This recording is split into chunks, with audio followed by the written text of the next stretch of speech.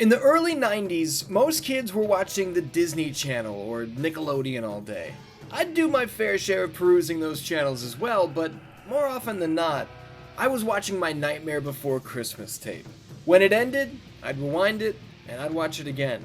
I knew every song by heart. Hell, I still know every song by heart. But it goes beyond that. I know every single beat, every breath, every word of this movie, from start to finish.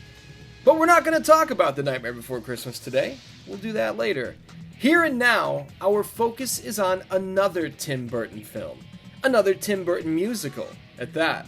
A film that, despite being nominated for 3 Oscars, winning for Best Art Direction, despite being nominated for 4 Golden Globes, 2 of which it won, I feel like nobody talks about this movie. With a cast consisting of Helena Bonham Carter, Alan Rickman, Sacha Baron Cohen, and Johnny Depp, it's no wonder that this film is supremely entertaining.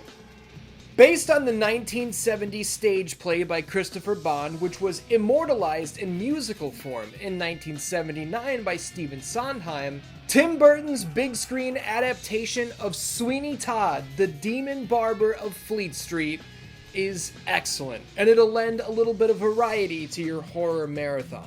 Today, I'll tell you all about it. Welcome to Scream Sequence, razor-sharp reviews of your favorite creepy classics.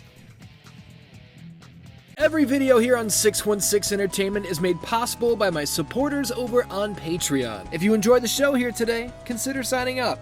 You'll get early access, exclusive videos and podcasts, and more. Pro Wrestling Tees has the merch. As always, thank you for watching.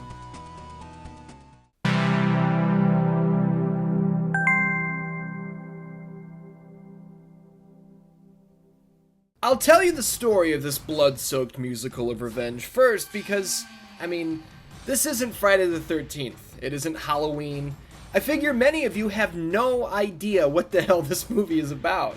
And that's okay. I'm happy to get into it.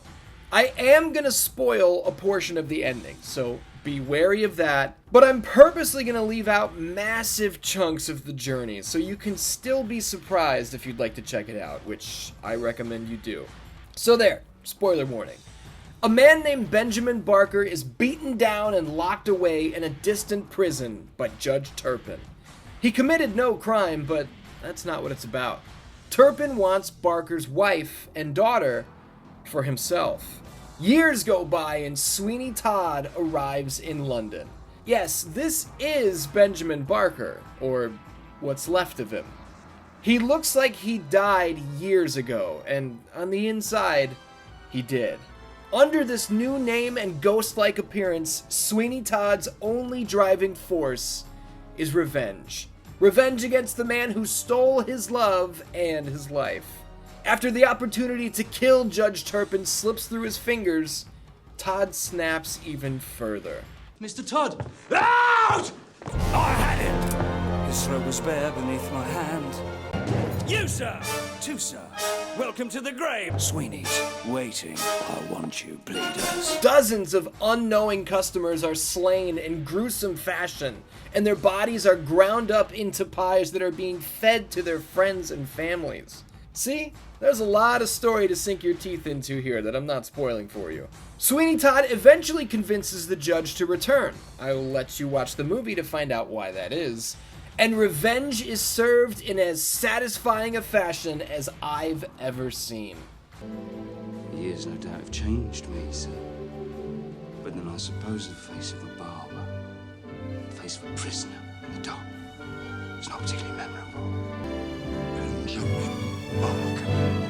Benjamin Barker! There's so much more to come, and let's just say that even though Turpin has paid for what he's done, to call the real ending a tragedy would be an understatement. So there you have it, a tale of revenge, a story of a man whose love was torn away from him, a man who was willing to do anything to see those wrongs righted. But now that you know what the movie's about, the elevator pitch at least, let's talk about Sweeney Todd behind the cameras. Let's take a look at some production details on this picture. You want to talk about the gore, right? I do. Look, over the last several months, YouTube has cracked down on me so hard for violence. I don't know why, but they have. That's why I have to censor a lot of this stuff. The uncut versions of these videos are over on Patreon, but it's annoying that I can't post them here. Anyway, this behind the scenes footage that is not intended to look real at all. It's a special effects demonstration. It's art. I'm gonna show it uncensored. Leave me alone. Seeing how the team created the splatter effects from the throats being slit is so cool. 6 or 7 hoses connected to tanks of fake blood, all pumping out the blood at different times and at different pressures. It's incredible to get such a detailed look at the work that goes into these effects. It's also so cool to see how closely Tim Burton was watching all of this, even coaching the performers, looking to create the exact type of action he wanted for the picture. And notice the color of the blood. It's borderline pink. It's tinted this way so that after the color grading is done, it appears bright, borderline electric red in the finalized film. This shade is an ode to the Hammer films of the 50s, for sure. And speaking of Hammer, Dracula himself, Christopher Lee, was in this movie. Strong emphasis on was, unfortunately, as he and several other actors were cut in the editing process. Adapting a 3.5-hour stage musical for the big screen doesn't sound easy. Even with those several characters and their songs being removed, we're still looking at a 2-hour runtime here. And boom, I mentioned the songs being cut, that's another springboard, this time into the music. Again, this is YouTube. I'm not really allowed to play licensed music for you, or Paramount's gonna be up my ass with copyright strikes. And that makes covering a musical very tough. But I feel it's worth noting that all of the actors are indeed really singing. Helena Bonham Carter, as Mrs. Lovett, is tremendous. Johnny Depp said that this was the first time he'd ever sung for anyone in his life, and that it was really scary for him. But imagine how it felt for the producers at Paramount. Several months into production, the sets were being crafted, the effects were being perfected. That's when producer Richard Zanuck asked, "Has anyone actually heard Johnny sing before?" And everyone in the room said no, they hadn't. Nobody had. Tim Burton hadn't even heard him attempt to sing. But he came through, and I think he did a great job. The whole cast does a great job. I've always felt that the show-stealing performance has to be that of Sacha Baron Cohen as Signor Pirelli. The head-to-head shaving competition between Pirelli and Sweeney Todd is fantastic.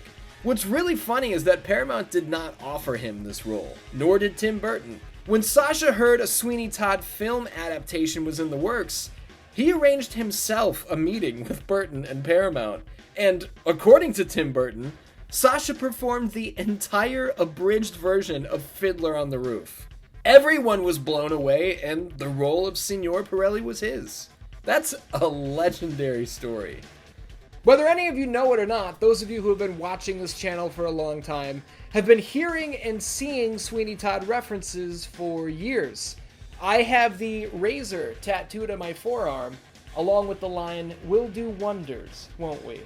If you listened to the 616 Entertainment podcast for the 10 years that it ran, you might remember my opening line for every episode was, "Welcome to the 616 Entertainment podcast, friends, neighbors, Dan and alike. My name is Ian, blah, blah, blah." Friends and neighbors. Where did that come from? Glad, as always, to oblige my friends and neighbours. Try to do my best, my friends and neighbours. And my deep connections to this film don't end there. Look, when I was 16, when I saw this movie for the first time, I thought it was the coolest thing. And when I saw there was a replica of Sweeney's box of straight razors, I wanted it so bad. And for Christmas that year, my dad bought it for me. And I have it right here, and this is one of my most prized possessions. This thing means a lot to me. Now, these days, I keep things in here that are very important to me. It's like a secret safe for treasured memories, you know?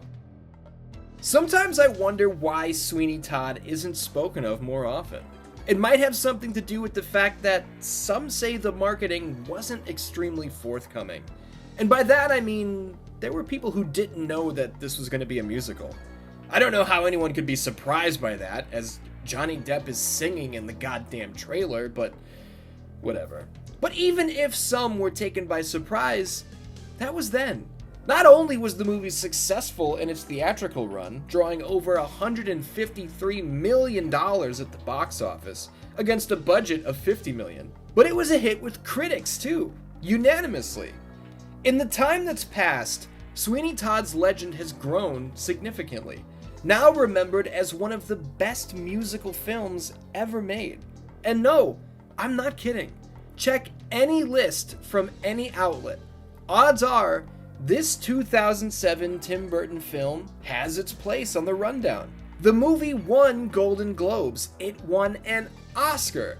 This is one of Johnny Depp's 3 Best Actor Oscar nominations. And I honestly think this might be the best performance of his entire career. Few actors can tell you the entire story with their face alone the way Johnny Depp can. And as Sweeney Todd, his full arsenal is on display. Depp described Todd as dead. He's been dead for years. And holy shit, does it really feel that way when you see him in motion. And even still, during the rampage where customer after customer are having their throats slashed, Todd spares the life of the man who came in with his wife and child. Even with nothing behind his eyes other than the raging inferno of revenge, he couldn't bring himself to inflict the pain he feels on another family. Meanwhile, Judge Turpin is across town sentencing a 9-year-old to be publicly hanged. And no, that's not a joke. This is that twisted Tim Burton sense of humor on full display. And I can't get out of here without mentioning this. Do we have any Always Sunny fans watching? Remember when Frank wanted to be pure and he shaved all the hair off his body and was threatening to do the same to Charlie? What's that? Yeah, that's the same Sweeney Todd replica razor that I have. Danny DeVito and Tim Burton are good friends and frequent collaborators. I'm sure Danny's got a million of these things. That's awesome. I'm probably the only person in the world who has ever noticed that, but I wanted to bring it to your attention. I've spared you many details, the entire Mrs. Lovett angle with Helena Bonham Carter's excellent performance, the fate of Barker's wife and daughter, Toby's story, the entire soundtrack, man.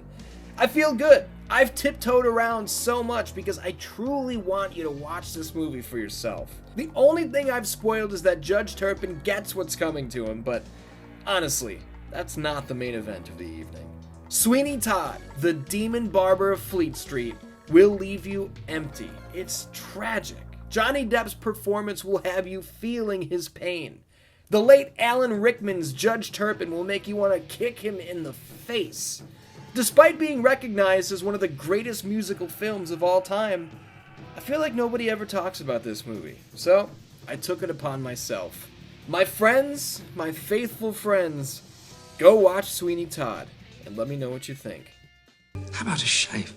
Oh, there it is. Thank you for watching Scream Sequence. Now, Dan Nance, I could talk about this movie for hours, but I'm trying to keep these reviews a little more condensed so that I can fill October with as many of these as possible.